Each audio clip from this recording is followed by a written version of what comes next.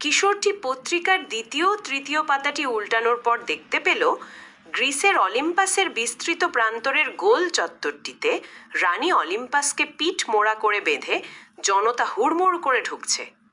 গ্রিসের হাজার হাজার জনতা এসেছে তাদের রানীর মৃত্যুদণ্ড প্রত্যক্ষ করতে। প্রান্তর জুড়ে বিশাল রাজকীয় শামিয়ানার মধ্যরেখা বরাবর একটি চেয়ারে রাজা কাছান্দার বসে আছেন। একজন কাজী রাজা কাছান্দারের হাতে জরিন খচিত মৃত্যুদণ্ড পত্রটি তুলে দিল। এমন সময় ধীরে ধীরে পুরো শরীর লোহায় আবৃত এক সৈনিক এগিয়ে এলো। কাছান্দার তার হাতে একটি তরবারি এগিয়ে দিয়ে বললেন, আমি চাই তোমার মতো সাধারণ সৈনিকের হাতে এই নরঘাতিনীর মুন্ডু নাশ হোক, কারণ সে গ্রিসের অসংখ্য বনেদিকে হত্যা করেছে। তখন আদেশপ্রাপ্ত সৈনিকটি বলে উঠল, মহামান্য, আমি আপনার দণ্ডাদেশের কার্যটি করতে রাজি নই, কারণ আমি এই মহামতির হাতে লবণ খেয়েছি। লবণের ধর্ম ত্যাগ করলে আমাদের বংশের নাশ হবে, এটা আমাদের পরিযায়ী ধর্মে বর্ণিত আছে। তখন রাজা বললেন, সৈনিকের ধর্ম ব্যক্তিগত নহে যুবক, রাষ্ট্রীয়, সামাজিক ও সমষ্টির। তুমি আইনের পরিপন্থী মতবাদ এখানে উপস্থাপন করে ম্যাসেডোনীয় আদর্শকে কালিমা লেপন করতে পারো না।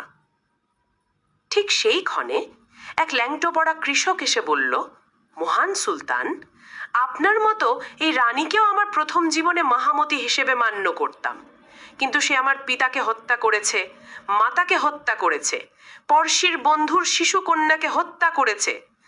আমি ও আমরা সেই হত্যাকাণ্ডের যথাযথ রাজদণ্ডে অংশগ্রহণ করতে এসেছি। তখন রাজা কাছান্দার আঙ্গুল তুলে নির্দেশ দিলেন, রানীকে পাথর মেরে তোমরাই হত্যা করো। প্রান্তরের এক পাশে আলেকজান্ডারের যুদ্ধ শিক্ষক টেলমেস দণ্ডায়মান ছিলেন। তিনি বললেন, মহামান্য, নৈতিকতার তুল্য দণ্ডটি খণ্ডন করবেন না। এই রমণীর গর্ভে সদ্য প্রয়াত মহান গ্রেট জন্মগ্রহণ করেছিলেন। তিনি মাত্র 3 বছর মৃত্যুকে আলিঙ্গন করেছেন।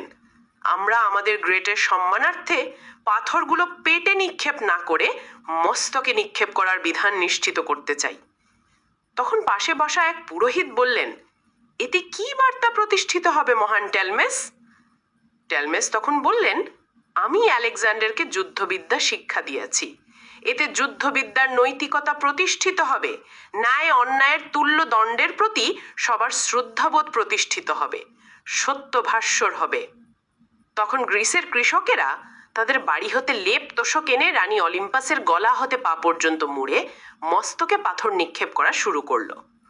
সেই সময় অলিম্পাস বললেন, আমার প্রতি এই নির্মম আচরণ কেন টেলমেস? আমি তোমাকে নির্বাচন করে ভারতবর্ষে গ্রেটের সঙ্গী করেছিলাম। তোমার শিক্ষার প্রতি আমার যথেষ্ট আস্থা ছিল। তখন টেলমেস বললেন, রাজমাতা, ইহাই এক জীবনের সদাচার ও পরজীবনের কদাচারের স্মারক শিক্ষা। ইহাই ইতিহাসের নৈতিকতার চিরায়ত দৈরথ্যের দৃষ্টান্ত। তখন পাশে থাকা অপর এক পুরোহিত বলল, এতে সত্য খণ্ডিত হচ্ছে না টেলমেস?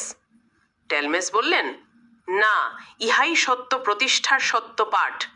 একই মোড়কে সত্যকে রক্ষিত রেখে কদর্যকে উচ্ছেদ করতে হয়। গ্রেটকে ভারতবর্ষে এমনি শিক্ষা দিয়ে আমি এসেছি। ইস্তাম্বুলের পথে পথে বহু দৃষ্টান্ত আমাদের আছে। পচনকে পচাইতে হয় না, পচনকে পাচ্য করে রূপান্তর করতে হয়।